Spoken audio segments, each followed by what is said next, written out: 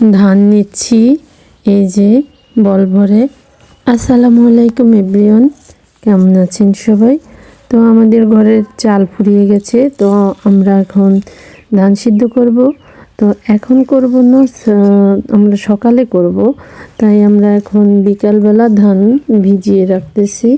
এই যে দেখুন, ধানগুলো আনার পরে আমরা এখন ভিজিয়ে রাখতেছি। এই যে বিকালবেলা ধান সিদ্ধ করার জন্য ভিজিয়ে রাখতেছি আমরা। সারা রাত এই ধানগুলো ভিজবে, সকালবেলা আমরা ধান সিদ্ধ করব। তো এই যে পানি দিয়ে রাখলাম।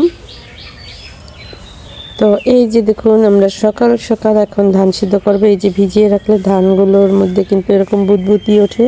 তো এই যে ধান ভিজিয়ে রাখলে একটা ভিজার পরে একটা গন্ধ বের হয়, সেটাও বের হয়ে গেছে। তো এখন আমরা পানিটার কমিয়ে তারপরে ধান সিদ্ধ করব। তো আমি জানালা দিয়ে আমাদের পুকুরের মধ্যে পানিটা ফেলে দিয়েছি। মিনি কিচেনের সাথে একটা পুকুর করেছি, সেটা তো জানেনই। তো এখন এই যে লাকড়ি দিয়ে আমরা চুলার জাল ধরাই দিলাম। এই যে দেখুন কি সুন্দর ধোঁয়া উঠতেছে। আসলে আমার এই ছোট মিনি কিচেনে, মানে এখানে রান্না করতে, এই সব কাজ করতে, মুড়ি ভাজতে মানে এত ভালো লাগে। আর সব কাজগুলো না খুব সুন্দর হয়, জানেন, এত সুন্দর হয় এখানের কাজগুলো। আর এখানে রান্নাবান্না অনেক মজার হয়, কিন্তু জানেন, প্রত্যেকটা জিনিস অনেক মজার হয়। এই যে দেখুন কি সুন্দর বলক উঠে গেছে। এই যে, আর আমরা আমাদের ক্ষেত থেকে কিছু আলু উঠেছিলাম, তো সেখানে মিনি মিনি আলু আছে। সেই মিনি দুটো আলু আমরা এখন সিদ্ধ দিয়ে দেবো। এত ছোট আলু, যা বলার মতো না, একদম মিনি কিচেনের জন্য পারফেক্ট ছিল।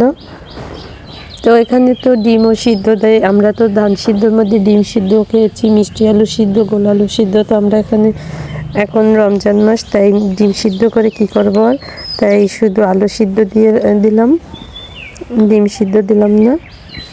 আর এই যে দেখুন কি সুন্দর ধানগুলো কিন্তু ফেটে আসছে। ওই যে চিরল চিরল ফাটা দেখা যাচ্ছে। ধান ফাটলেই বোঝা যায় যে হ্যাঁ, ধান হয়ে এসেছে। তারপরে আমি এটার মধ্যে নামিয়ে নিলাম